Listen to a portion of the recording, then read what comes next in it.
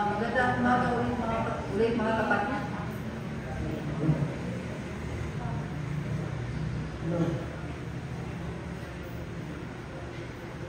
Ang aking i-share sa inyo tungkol po sa aming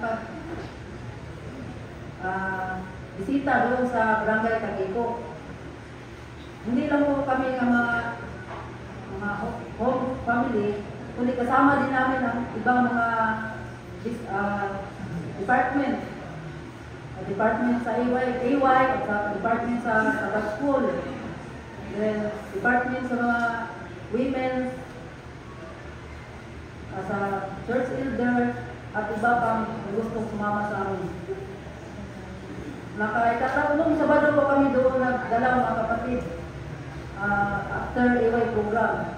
Gawa po namin sa pagdala doon ay una ay pasensya na po kayo mga kapatid, ako ay Bisaya. Parang intindihan niyo ang aking hirap talaga sa Tagalog. Pero gawin ko po lahat, ako po mga kapatid sa inyo.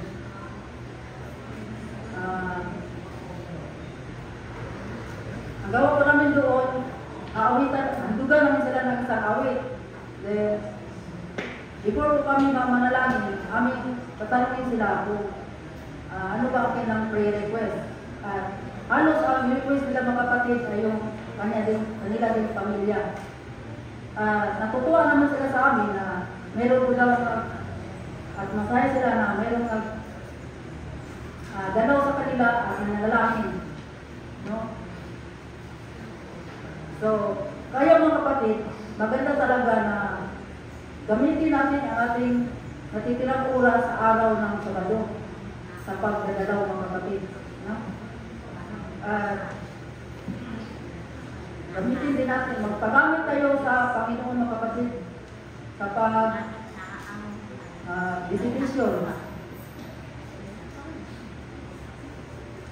Yun lang po ang aking kasabi. Thank you.